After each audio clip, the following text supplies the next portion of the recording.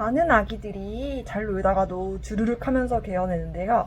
저도 처음에는 내가 트림을 잘못 시켜서 그런가 하고 걱정 많이 했었어요. 그런데 이런 아기들의 증상은 그것 때문이 아닐 수도 있어요. 왜 이런 증상이 아기들에게 흔하고 이런 아기에는 트림을 어떻게 시켜줘야 되는지 추가적으로 수유템과 장내 환경을 포함해서 체크해볼 포인트까지 이 영상에 다 담았습니다.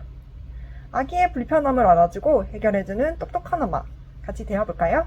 영상 끝까지 시청해주세요. 안녕하세요. 육아하는 약사 나라 약사입니다. 처음 아기를 키우다 보면 수유 후에 토하거나 잘 놀다가도 갑자기 토하는 모습을 보일 수 있어요. 그럼 정말 당황스럽고 걱정도 많이 되잖아요. 그런데 알고 보니 이게 생각보다 많은 아기들이 겪는 흔한 일이에요. 성인의 식도는 이렇게 살짝 휘어진 구조이지만 아기의 식도는 거의 직선이라서 이런 구조적인 특징이 있다 보니까 아기가 먹고 난 뒤에 토하거나 개워내는 모습이 자주 보일 수 있어요. 아기가 토하거나 찡얼거릴 때 그 원인이 가스 때문인지 역류 때문인지 아니면 단순히 트림을 못해서 그런 건지 헷갈릴 수 있어요. 왜냐면 다 증상들이 비슷비슷해 보일 수 있거든요. 그래서 원인별로 어떤 차이가 있는지 말씀드려 볼게요. 먼저 가스가 찬 경우에는 보통 수유하면서 공기를 많이 삼키거나 또 배고플 때 우는 과정에서 공기가 위나 장에 들어가는 경우가 많아요. 수유 직후에 배가 더부룩해 보이고 다리를 가슴 쪽으로 끌어당기면서 얼굴을 찡그리거나 끙끙거리면서 힘을 주는 경우를 볼 수 있어요. 공기가 차거나 트림을 못했을 경우에 가스가 장까지 넘어가면 이런 불편함이 생길 수 있어요. 하지만 역류는 위 내용물이 10도로 다시 올라오는 증상인데요. 수유 후에도 바로 토하는 건 물론이고 심하면 1시간이 지나서 다시 토를 하기도 해요. 또 분수처럼 토해버리는 경우에는 역류를 의심해 볼 수가 있어요. 그리고 또 하나 기억하셔야 될 게 소경류라는 것도 있어요. 이건 겉으로 토를 하진 않지만 위 내용물이 식도 쪽으로 올라오면서 아기한테 불편함을 주는 경우인데요. 이럴 때는 아기가 자주 딸꾹질을 하거나 입맛을 다시고 또 침을 많이 흘리거나 행동을 해요.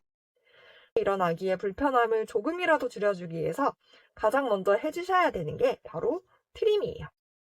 특히 잘 토하는 아기일수록 트림을 충분하게 시켜주시는 것이 좋습니다. 먹은 공기를 위에 오래 두면 역류나 배앓이로까지 이어질 수 있어요.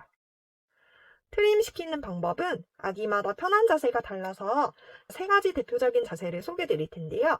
이 중에서 아기한테 제일 잘 맞는 걸 찾아보시는 걸 추천드립니다. 먼저 첫 번째는 가장 기본적인 자세예요. 아기를 엄마 아빠 어깨에 세워서 안고 등을 톡톡 두드리거나 살살 쓸어주는 방법이에요. 그런데 애초에 잘 토하는 아기는 안아서 어깨에 기대는 과정에서 위가 눌려서 오히려 토를 하는 경우가 있더라고요. 이 방법이 제일 편하시다면 어깨에 손수건 꼭 깔고 해주세요. 트림 시키다가 옷 버리는 경우가 은근 많습니다. 두 번째는 무릎에 앉혀서 아기의 턱을 V자로 받치고 등을 쓸어주는 자세예요. 이 자세는 고개가 처지지 않도록 꼭 턱받침을 해주시는 게 포인트예요. 저는 이 자세를 할 때 제가 아기 목을 약간 조르는 느낌이 들어서 그렇게 선호하진 않았어요. 하지만 이 방법으로 트림 잘 된다는 분들도 많으시더라고요. 그리고 세 번째는 제가 신생아실 간호사 선생님께 배운 방법인데요. 아기를 엄마 허벅지 위에 앉혀서 고개를 살짝 뒤로 젖히고 엄마 팔로 받쳐주시고요. 엄마 다리를 살살 흔들어 주시는 거예요. 이게 등을 두드리지 않더라도 진동 때문에 트림이 나오는 경우가 많더라고요. 저희 아기는 이 방법에서 제일 트림이 잘 되고 그리고 저도 팔이 덜 아파서 자주 썼어요. 또 트림 안 하고 자버렸는데 깨워야 하나요? 이 질문도 많이 하시는데요. 깨우진 않더라도 10분 정도는 세운 자세를 유지한 후에 눕혀주시는 걸 추천드립니다. 특히 신생아 시기에는 식도 괄약근이 약해서 자는 동안에도 역류가 일어날 수 있어요. 만약 아기가 먹은 걸 개워냈다면 바로 다시 먹이지 마시고 아기가 분유를 찾을 때까지 기다렸다가 주시는 것도 잊지 말아주세요. 그리고 트림 후에 역류 방지 쿠션을 잠깐 활용하는 것도 좋아요. 신생아 시기에는 쿠션의 각도를 좀 높게 하는 것보다는 아기 무릎 뒤에 수건을 돌돌 말아 넣어서 허리를 안정적으로 받쳐주는 방식으로 활용하는 것이 안전합니다. 또 젖병 수유 중인 아기들의 경우에는 수유 도구 선택에도 신경을 쓰셔야 돼요. 특히 젖꼭지 단계가 너무 높아서 큰 구멍을 쓰게 되면 아기가 먹는 속도보다 우유가 빠르게 흘러나오게 되면서 아기가 꿀꺽꿀꺽 먹게 되고 공기도 과도하게 삼키게 돼요. 이런 경우 그대로 역류하거나 아니면 심하면 분수토하는 경우까지 이어질 수 있어요. 또 이때 삼킨 공기가 장까지 넘어가면 배가 빵빵해지면서 불편할 수도 있고 이게 배앓이 증상으로도 이어질 수 있어요. 그래서 꼭 아기가 먹는 속도에 맞는 적절한 단계의 젖꼭지선을 선택해 주셔야 돼요. 그리고 역류 방지 기능이나 공기 벤트 기능이 있는 젖병을 사용하시는 것도 도움이 됩니다. 실제로 젖병과 젖꼭지 조합만 바꿨더니 토하는 빈도가 눈에 띄게 줄었다는 경우가 많아요.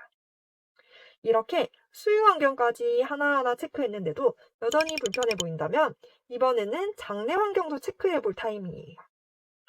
아기들이 삼킨 공기가 위나 장으로 넘어가서 가스를 유발할 수 있는데 이때 장 안의 가스가 적당하게 배출되지 않으면 배가 불편해서 아예 먹는 걸 거부하거나 자주 칭얼대는 경우가 생겨요. 거기다가 유산균까지 아기한테 맞지 않는다면 오히려 장 안에서 가스를 더 많이 만들게 되고 배앓이로 갈 가능성이 매우 큽니다. 그래서 아기가 토도 자주 하면서 배가 빵빵하고 단단하다면 유산균을 바꿔보는 것도 좋은 선택일 수 있어요. 마지막으로 분유 자체가 아기한테 부담이 될 수도 있어요. 이럴 때는 소화 잘 되는 산양류 기반의 단백질 분유나 센서티브, 컴포트 같이 이름이 붙은 분유 포뮬러 제품도 고려해 볼 수 있어요. 이런 제품은 단백질 크기나 유당 함량을 조절해서 소화를 도와주도록 설계되었기 때문에 아기가 소화를 잘 시켜서 역류나 배의 빵빵함을 완화시켜주는데 도움이 될 수가 있습니다. 그리고 단순히 역류가 아닌 병원에 방문해야 되는 신호들도 꼭 알고 계시면 좋아요. 보통은 아기들의 증상이 시간이 지나면서 좋아지지만 제가 지금부터 말씀드리는 증상이 반복된다면 병원 진료를 권장드립니다. 아기가 토를 자주 하면서 체중이 늘지 않거나 살이 빠지는 경우에는 단순히 생리적 역류를 넘어선 상태일 수 있어요. 그래서 소아과나 진료를 꼭 받아보시는 걸 추천드립니다. 마지막으로 꼭 드리고 싶은 이야기는 아기가 자주 토한다고 해서 엄마 아빠가 죄책감을 느낀다거나 내가 뭘 잘못했나 이런 고민을 하지 않으셨으면 좋겠어요. 토하는 건 우리 아기의 몸이 아직 성장 중이라는 신호일 뿐이에요. 아기가 시간이 지나면서 소화력이 좋아지고 또 위괄약근이 발달하면서 점점 덜 토하게 됩니다. 저희 아기도 혼자 앉을 수 있는 8개월이 되니까 토하는 게 정말 드라마틱하게 나아지더라고요. 그때까지 아기의 토 때문에 엄마가 옷을 자주 갈아입힌다거나 또 불편한 상황들이 있을 수 있겠지만 미숙한 아기가 자라는 걸 기다려주고 응원해주는 게 엄마 아빠의 가장 큰 역할이 아닐까 생각합니다. 넘쳐나는 육아 정보 속에서 진짜 필요한 건 똑똑한 선택이죠. 좋아요와 구독 설정 하시면 놓치긴 아쉬운 정보들 가장 먼저 확인하실 수 있어요. 오늘도 고민하며 육아하시는 여러분 곁에 또 한 명의 엄마인 나라 약사가 함께 하겠습니다. 자, 여러분 이제 육퇴할까요? 안녕!